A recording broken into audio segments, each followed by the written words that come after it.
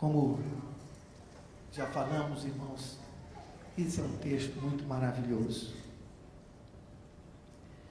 A gente lê e nós viramos como as crianças. As crianças, vocês estão lembrados, né? Todo mundo que já criou seus filhinhos e gastava tempo com eles, sentado com eles, contando uma história, lendo uma história, acontece a mesma coisa com todos. No final, ele diz, conta de novo. Então você tem que contar toda a história de novo. A história de Jesus, quando nós estamos envolvidos por isso, pelo Natal, pela memória daquilo que Deus fez, nós lemos os textos, relemos os textos e continuamos achando tudo isso tão maravilhoso, tão lindo, como o Senhor nos alcançou. Então, quando é Natal, invariavelmente eu li esse texto.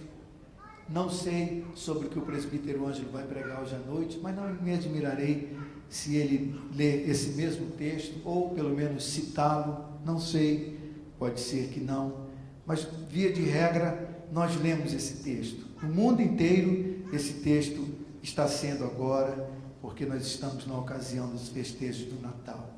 Cada vez que a gente para sobre ele, se debruça sobre ele, ele parece uma passagem nova. Anjos vieram buscar alguns pastores que cuidavam de suas ovelhas naquela noite nas campinas de Belém. O anjo do Senhor lhes disse: não temais, eis aqui vos trago boa nova de grande alegria, que o será para todo o povo.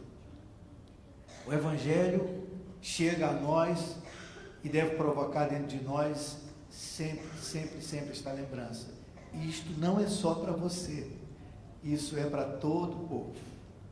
Aquilo que nós recebemos dos nossos encontros com Jesus, Ele sempre quer que nós lembremos disso. O que nós recebemos do Senhor não é só para nós, é para todo mundo, para todos quantos o Senhor nos mostrar. Isso significa não apenas uma palavra, mas tudo que nós recebemos, o bem com o qual Deus nos abençoa, é para ser compartilhado. Nossos bens materiais, das coisas que nós recebemos, nossas inspirações. Quem é poeta, escreve para os outros. Quem é escritor, escreve para os outros. Os dons que nós recebemos são para serem usados nesse sentido, manifestar o bem de Deus. Então, aqueles pastores, pobrezinhos, ouviram os anjos dizerem: essa mensagem de grande alegria é para todo o povo. Significava que ele lhes ia transmitir uma mensagem jamais pronunciada por alguém. É isso que significa a boa nova, as boas novas que lhes eram trazidas. Nova, recente, nunca foi contado algo assim. O Evangelho tem esse aspecto também. Quando ele chega no coração de quem ainda não recebeu a Jesus, ele é uma história nunca antes contada. Não raro acontece de nós ouvirmos uma pessoa que conviveu conosco, estava no nosso meio o tempo todo, então ele um dia aparece dizendo: eu agora sou crente, minha vida mudou. E ele chega contando isso como uma novidade, algo como se ninguém nunca tivesse experimentado. E então eles perguntam: e você também, né? Sua família sempre foi. Eu já ouvi isso algumas vezes de amigos. É isso mesmo. Cara, eu estou vivendo o melhor momento da minha vida. É sempre essa a expressão. As boas novas de Jesus, elas são uma mensagem que quando chega ao coração, elas geram esse sentimento, essa impressão. Jamais foi contada. Essa história jamais havia sido contada, até ela chegar ao seu coração. E o anjo continuou: é que hoje, essa era a mensagem, vos nasceu na cidade de Davi o Salvador, que é Cristo o Senhor. Por que esta é uma boa notícia? É uma boa notícia porque o Salvador veio ao mundo. O nosso Salvador veio ao mundo. Ele próprio veio. Ele não mandou as milícias para realizarem o trabalho que ele próprio veio fazer. A notícia das suas milícias, daqueles que lutariam e lutam por nós, que são ministros de Deus a serviço daqueles que hão de herdar a salvação, era apenas anunciar, naquele primeiro dia, que o Salvador veio ao mundo. Esse é o clima do verdadeiro Natal. Os pastores então ficaram pensando, mas como é que nós vamos saber que essa história é verdadeira? Essa é uma história incrível. Os anjos então disseram, o sinal é este: um bebezinho estará numa manjedoura. Ainda ficou mais complicado. Por mais pobre que alguém fosse, esta seria uma situação improvável. Um bebê numa manjedoura, num coxo de comida de animais.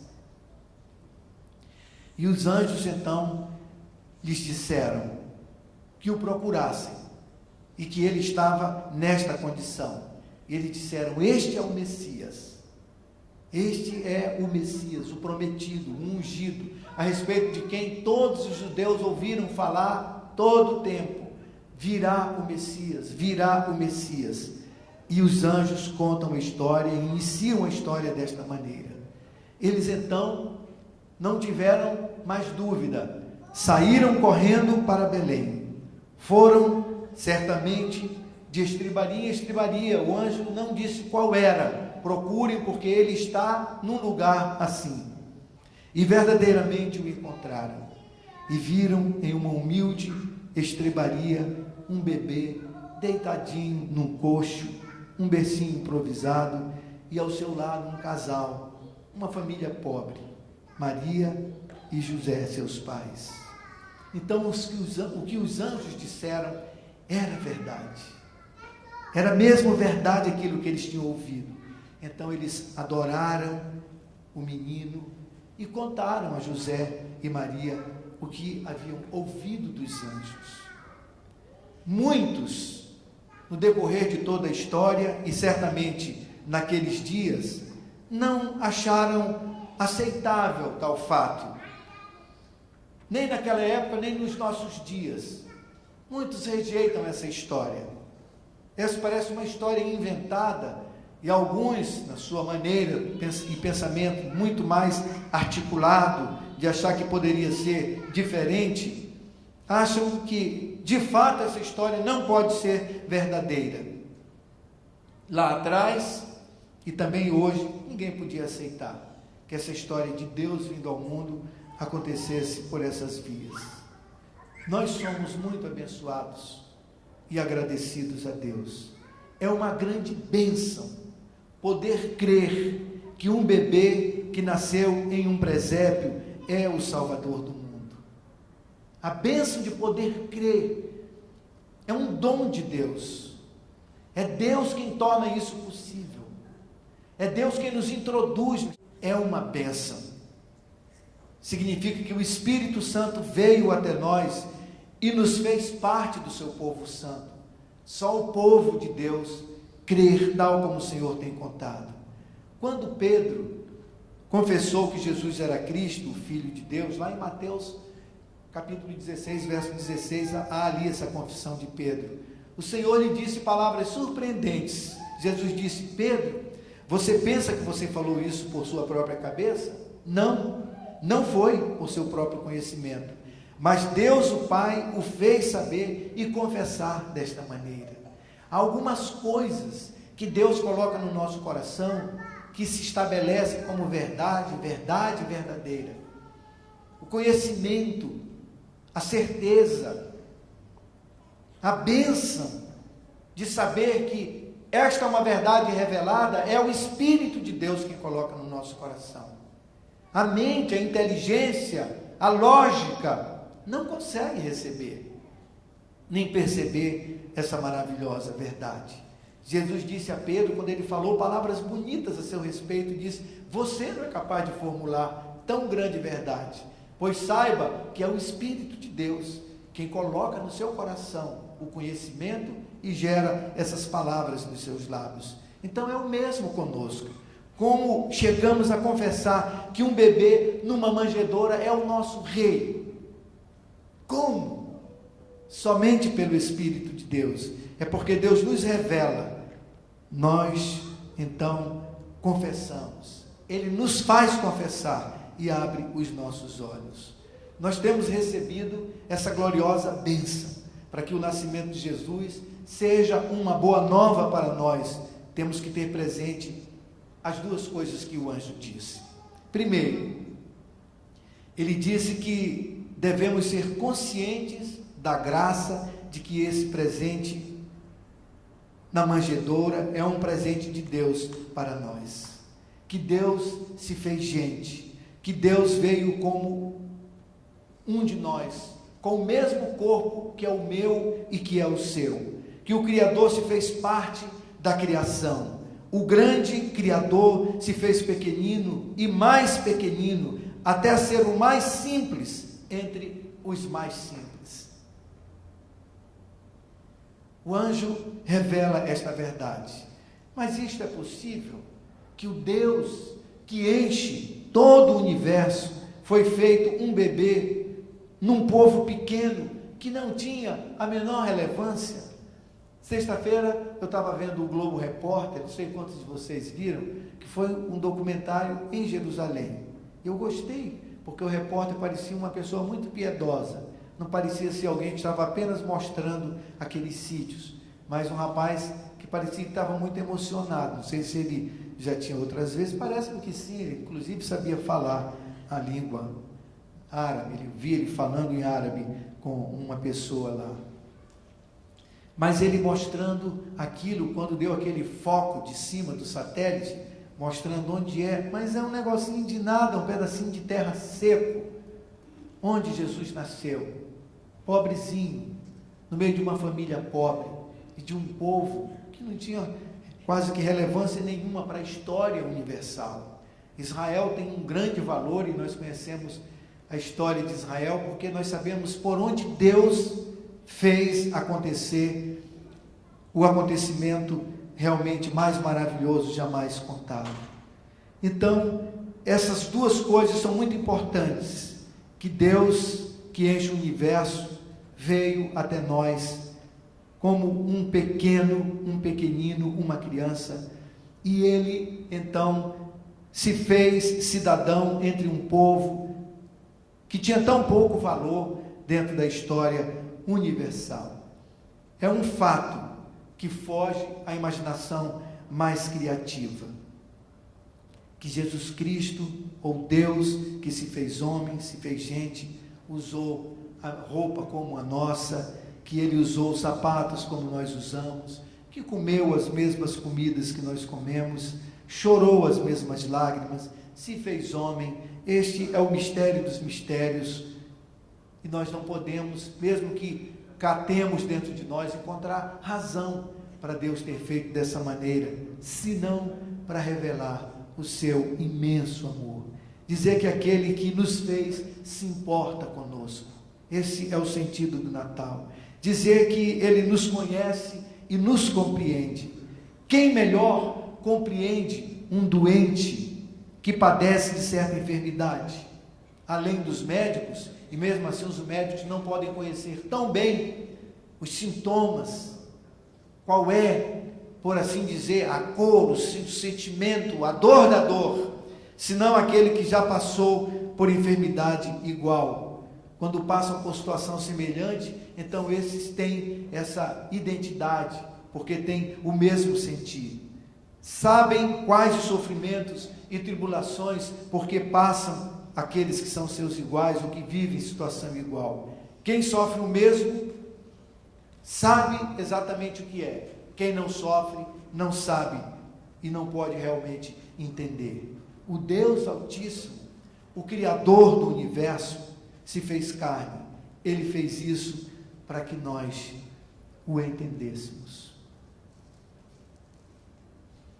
Às vezes a gente ouve, mas todos nós já ouvimos isso, alguém falando sobre o fato de Jesus ter vindo ao mundo como um homem simples, que nasceu entre os simples e que resolveu viver a experiência de revelação do amor do Pai, como ele escolheu viver. Alguém diz assim: olha, vocês ficam falando na volta de Jesus, se ele voltar agora, os homens vão matá-lo do mesmo jeito.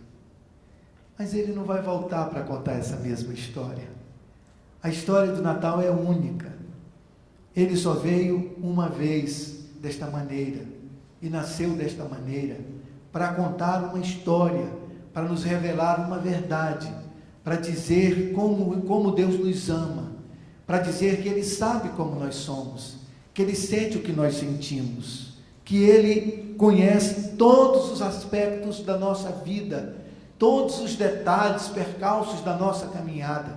Ele veio assim para que nós soubéssemos disso. Nós não temos um Deus desconhecido que também nos desconhece, que não sabe o que é ser gente, que não sabe o que é ser homem, que não sabe o que é passar fome, que não sabe o que é angústia, que não sabe o que é insuficiência, que não sabe o que é limitação. Ele veio, Ele se limitou, Ele viveu todas as nossas realidades. E começou com um começo que arrasa com qualquer tipo de pensamento outra maneira de tentar contar essa história. Nasceu e teve como seu primeiro bercinho um coxo, um lugar onde animais comem. Eu às vezes fico pensando, Jesus escolheu viver numa terra que naquela época certamente não tinha manga, não tinha essas frutas gostosas da região amazônica, todas essas frutas tropicais do lado de cá, tinha tão pouca coisa ali. Jesus nunca tomou açaí, nunca tomou um suco de cupuaçu, nada disso. Ele veio e comeu muito pouquinho da terra que Ele criou com tanta abundância, com tanta beleza. Não é interessante? Vocês já pensaram nisso? Jesus comeu muito carneirinho assado, aquelas coisas por ali, mas Ele nunca comeu essas carnes nobres que alguns podem comer, nem todos podem, mas muitos podem. Ele nunca comeu o empadão que a minha sogra ensinou a Emília a fazer, com o qual ela conseguiu que todos os seus genros aparecessem por ali, né, atrás das meninas. Tanta coisa gostosa. As roupas que nós vestimos hoje, tão confortáveis. Jesus nunca colocou um tênis, como esse que nós colocamos para caminhar, que parece que a gente está pisando em algodão. Ele usava umas alparcas duras de couro, numa poeira e num pedregulhal terrível. Ele escolheu viver dessa maneira. Jesus não era como os quadros que são pintados, certamente não. Ninguém vivia tão limpinho e tão bonito como a gente vive hoje. Cidades asfaltadas, carros cheirosos e bonitos, facilidade para nos deslocarmos para todos os lados.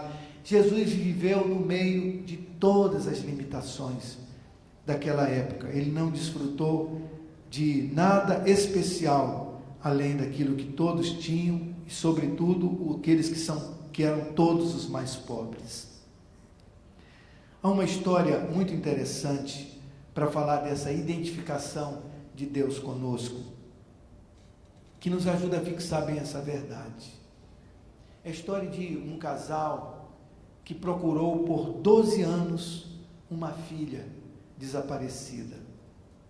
A história é a seguinte: essa mulher, ela se casou, teve um primeiro casamento, e desse primeiro casamento ela teve uma filha que estava perdida, porque o seu primeiro marido havia falecido na guerra. Ela então ficou pobre, viúva, pobre, sem condição de cuidar da sua filhinha. Ela a entregou a um orfanato. No primeiro ano, ela conseguia ter contato com a sua filhinha, constantemente ela estava ali, sabia notícias dela, acompanhava o que estava acontecendo com ela. Foi quando, nesse primeiro momento, ela foi avisada pelas pessoas ali da casa que a sua filha tinha um dom muito especial, que ela tinha um dom para a música que sobressaía. Era impressionante aquilo que ela demonstrava desde a sua mais tenra idade. Com o passar do tempo e a pobreza daquela mulher aumentando, ela se mudou, tentou viver em outro lugar, e ali ela acabou por se casar novamente. Então, quando ela se casou, depois de 4, 5 anos, sem ver a sua filha, ela começou a sua peregrinação com o seu novo marido, com o padrasto da menina, procurando encontrar essa filhinha que não estava mais naquele orfanato. Então ela procurou essa filhinha durante 11 anos, sem sucesso. Por fim, ela recorreu ao serviço de um investigador e o encarregou da tarefa de tentar achar a sua filha. E essa pessoa, usando de todos os recursos disponíveis, ele finalmente ouviu falar de uma pessoa que parece que coincidia com algumas informações que aquela mulher lhe havia dado. Ele ouviu falar de uma cantora que começava a fazer grande sucesso, e algo da sua história parece que fazia um fio, ligava com aquilo que ele tinha ouvido e que ele tinha reunido de tantas informações. Então havia ali algo que se ligava à sua lista de interesses. Ela era uma cantora, essa moça, que estava se apresentando em uma grande casa de espetáculo que não ficava tão longe de onde agora sua mãe estava morando, o seu novo marido. Então o investigador passou essas informações, contou-lhe a história. E ao explicar-lhe o motivo do seu interesse e a história da família que o contratara, ele fez-la ficar com uma grande expectativa e sentiu uma grande emoção.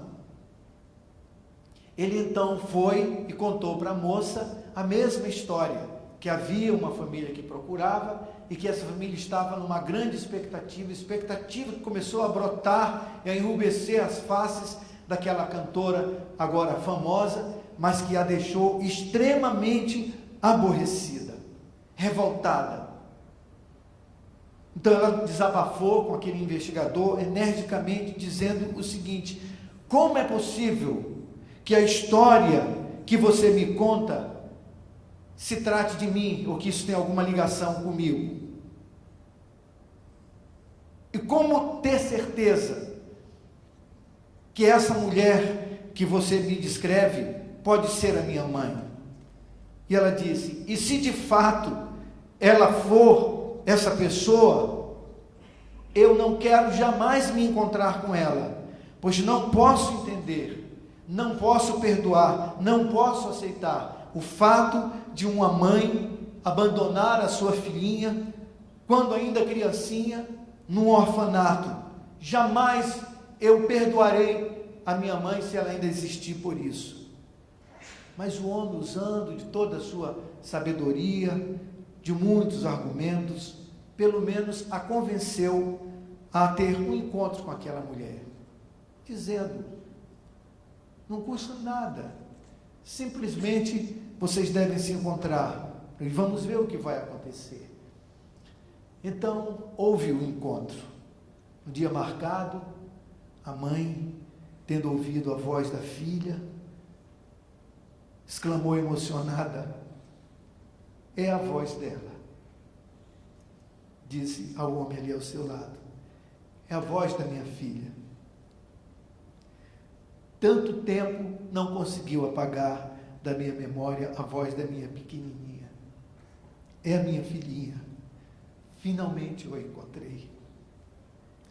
Mas a jovem estava muito ferida e magoada e respondeu-lhe rispidamente: não diga nada, não diga que você é minha mãe, você não me conhece, eu não sei quem você não é minha mãe, e se fosse, não posso aceitar o fato de você ter me abandonado tão pequenina quando eu mais precisava de você. A mãe não discutiu, não refutou, mas pediu-lhe apenas que ela deixasse que ela se aproximasse dela e pudesse pelo menos tocar o seu rosto. E ela consentiu. Então aquela senhora se afastou vagarosamente dela, se aproximou vagarosamente dela, acariciou-lhe suavemente o rosto, apalpou o seu rosto e em lágrimas falou: como você ficou linda, como você ficou linda, minha filhinha, apesar de ter crescido tanto. Só então a filha percebeu que sua mãe era cega. E surpresa perguntou-lhe: você não enxerga? Você não pode me ver? A mãe disse: sim, eu sou cega como você. Eu sou cega como você. Mas eu nunca perdi a esperança de que pudesse encontrá-la, minha filha. E a mãe, abraçada a ela, contou-lhe que ambas eram portadoras de uma enfermidade genética. Ao ficar viúva e sem recursos para criá-la, resolveu separar-se da sua filhinha, colocando-a naquele orfanato para que ela sobrevivesse, porque ela, com a sua deficiência, não tinha mais condição de ficar com ela, que nascera também com a deficiência. Então, abraçadas, choraram e confortaram-se mutuamente. A filha, identificada com o sofrimento da mãe, a compreendeu. E a mãe, que conhecia sua filha e todas as suas deficiências e necessidades, também compreendia e podia aceitar a sua dor. Suportou tudo, mas não desistiu. Não desistiu dela e não mediu esforços, jamais, para encontrá-la. Sabe, irmãos queridos, a história do Natal é assim também. Deus se fez gente e veio até nós. Há uma emoção na história do Natal. Deus veio por nós. Ele deixou a sua glória, ele se humilhou, assumiu a forma de servo. Ele veio ao nosso encontro. Nós podemos perguntar: Deus sabe realmente tudo sobre mim? Sabe o que é ser tentado? Sabe o que é sofrer? Sabe o que é passar privação? Sabe o que é ser rejeitado? Sabe o que é ser traído? Sabe o que é ser abandonado? Deus sabe o que é ser discriminado? Deus sabe o que é ser caluniado? Deus sabe o que é não ter recursos? Sentir-se abandonado por todos e até por Deus? Deus sabe. Pense no bebezinho do presépio. É o mesmo abandonado e ferido da cruz, caluniado e desprezado, abandonado pelos que ele tanto amou. É aquele sobre quem o apóstolo Paulo escreveu: nós, inimigos de Deus. Ele veio antes que houvesse qualquer mudança em nosso coração. Essa emoção, esse amor, esse agradecimento deve estar em nossos corações, para além das nossas festas, dos nossos encontros em família. Nós não podemos deixar que nada, coisa nenhuma, tire da nossa alma, do nosso entendimento, do nosso coração, esta verdade. Ele sabe quem eu sou. Se a minha casa estiver desmantelada, Ele sabe. Ele sabe se meus filhos não estão juntos comigo, se me largaram, se me abandonaram. Ele sabe o que significa isso. O Natal foi para que nós compreendêssemos que Ele sabe o que é viver dessa maneira. Deus se fez homem, veio morar conosco, no meio da nossa carência, da nossa miséria, experimentar exatamente todas as nossas emoções, partilhar nossas perdas e nos falar da nossa herança eterna. E que eu espero que essa graça esteja sempre no seu coração também. Mas uma segunda ênfase que os anjos deram, uma ênfase nessa história maravilhosa do amor de Deus. Os anjos foram buscar aos pastores no campo. Os anjos trouxeram a notícia mais bendita da história da humanidade, primeiramente a esses humildes pastores. Isso é um detalhe que nós não podemos deixar de observar. E o que é surpreendente nisso? Isso é algo extraordinário, é algo que não podemos entender, porque quem eram esses pastores? Sem entrar em muitos detalhes, mas é isso que a pesquisa nos mostra, falando do contexto, daquela realidade, da realidade social daquela época. Os pastores era a classe mais pobre da sociedade da época, empregados menos qualificados, cidadãos, por assim dizer, de segunda categoria. Como é possível que fossem os escolhidos para serem os primeiros a ouvir as boas novas? Isso é revolucionário, isso é algo que ninguém poderia imaginar. Novamente, Deus surpreende. Você pode entender Deus?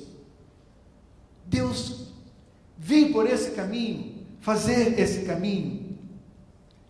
Pensemos que Deus reconhece e distingue aos que são prósperos, cheios de êxito neste mundo, aqueles que vivem bem, os que recebem a aprovação de todos. Pensemos se Deus vê dessa maneira, como nós vemos. Nós distinguimos facilmente essas pessoas, aquelas pessoas que são bonitas, que têm sucesso, que têm títulos. Nós ficamos contentes, a gente se sente às vezes honrado de ser amigo de gente assim.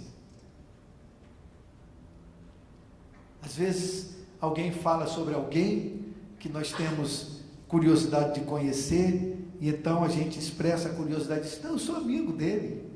Nós privamos de uma amizade muito próxima, muito íntima, e a gente fica admirado. É mesmo? Como será isso? Nós pensamos dessa maneira, e às vezes, equivocadamente ou impensadamente, nós achamos que Deus pensa dessa maneira também, mas Deus parece ser completamente diferente do que nós pensamos, e o cristianismo deve refletir as características de Deus. A essência do cristianismo está com os pobres, não com os poderosos, está nos fracos. Eu quero dizer o seguinte, irmãos, essa mensagem, quando toco nesse ponto aqui, isso parece uma afirmação arriscada e tendenciosa, mas eu não estou falando de pobre, somente de pobre que não tem roupa e que não tem sapato. Eu estou falando daqueles que Jesus classifica. Na verdade, Jesus olha para todos nós, mesmo que você esteja coberto de ouro, você é pobre. Pobre é aquele que acha dentro do seu coração a necessidade de ter Deus, de buscar a Deus, sabe que sem Deus ele não é nada, porque está cheio de pobre que não tem nada aqui, não tem nada também de Deus, e cheio de rico que não tem nada de Deus e não tem nada, porque aquilo que ele possui não compra nada, nem pode satisfazê-lo em todos os seus desejos e reais necessidades. Mas eu quero dizer e repetir, a essência do cristianismo, essa mensagem chega no coração daquele que é pobre, não com os que se julgam fortes e poderosos, está nos fracos. Vamos observar aqui, a quem Deus anunciou a sua chegada a este mundo. Vejam só, irmãos, que interessante.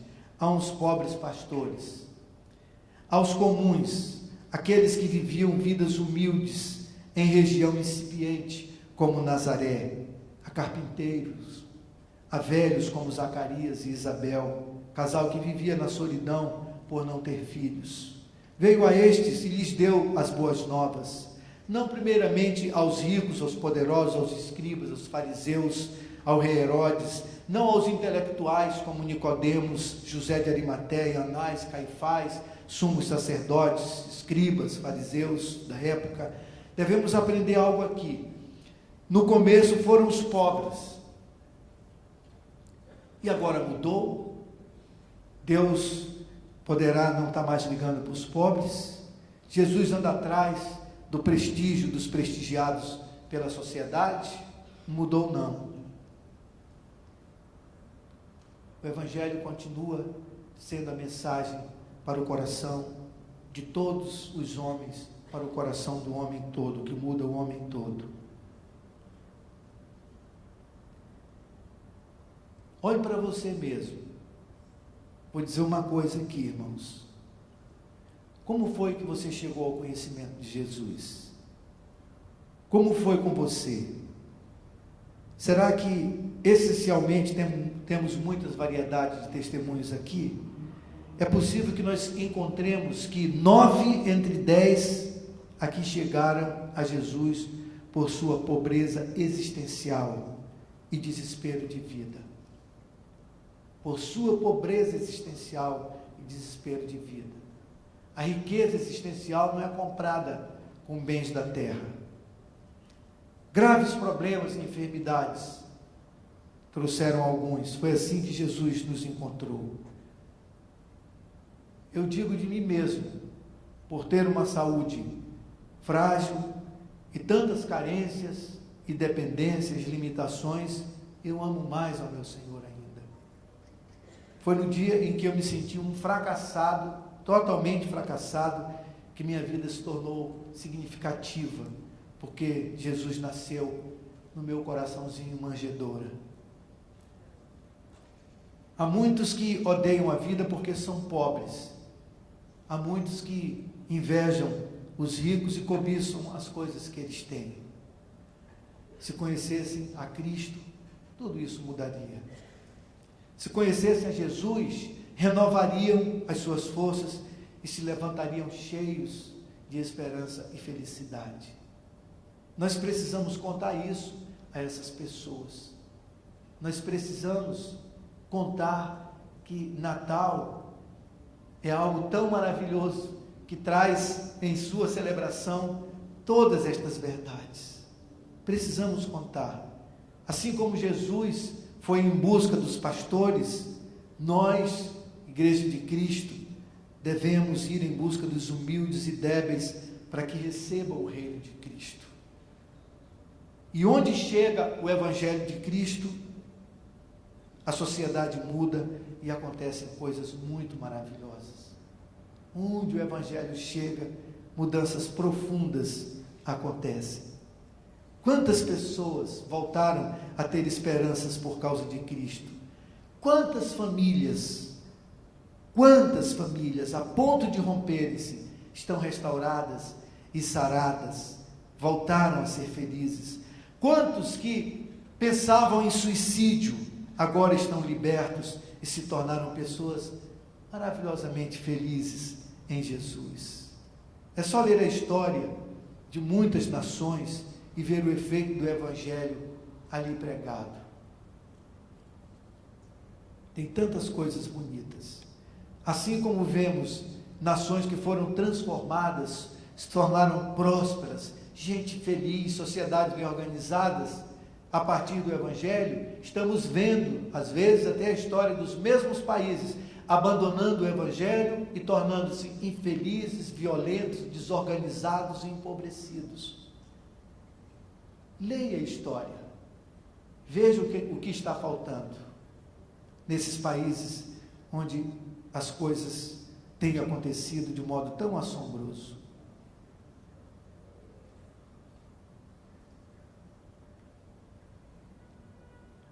Quando nós lemos à luz do Evangelho, nós não podemos chegar a outra conclusão.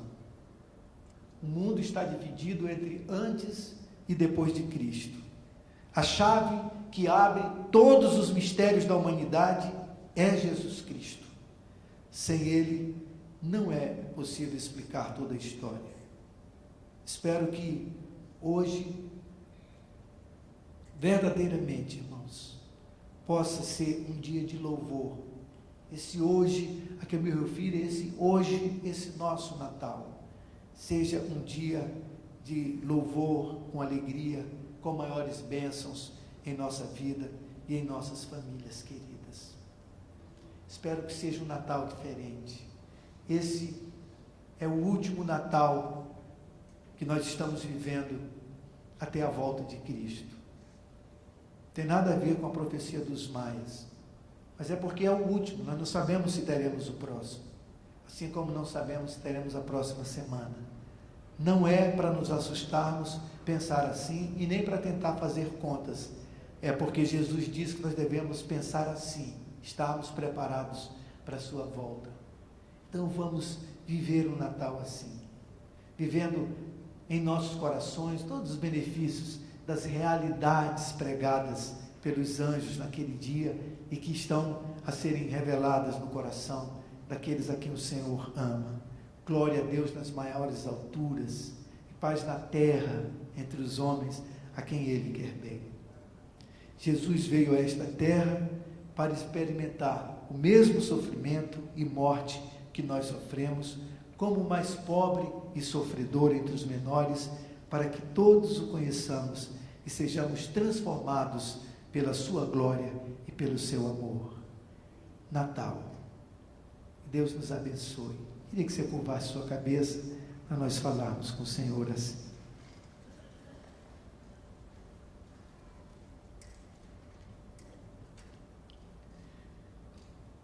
Jesus bondoso, meu maravilhoso e bendito Salvador, Rei dos reis e Senhor dos senhores, homem simples, que se agachou e veio aos lugares mais baixos da terra para nos encontrar, para resgatar-nos de um modo fútil de viver. Jesus querido, te agradecemos por morares em nosso coração, por estares em nosso coração, que possamos ser instrumentos, Senhor, em tuas mãos, para mudar o mundo ao nosso redor. Abençoa a tua igreja amada, abençoa cada um dos meus irmãos que estão aqui, abençoa todos esses queridos irmãos e suas famílias, abençoa, Senhor, a tua igreja, abençoa a nossa igreja Betânia, e que haja, Senhor, mais bênção nesse mundo, onde o teu reino vai sendo estendido. Lembramos daqueles que sofrem, porque ainda não te conhecem. Abençoa essas vidas, Jesus amado, para que o maravilhoso dia de te conhecerem logo chegue. Usa-nos, Senhor, pois nós somos teus e vivemos agora só para te servir e te amar. E a ti nós queremos render toda a honra, toda a glória e todo o louvor. Nós te agradecemos em nome de Jesus, Pai. Amém, Senhor.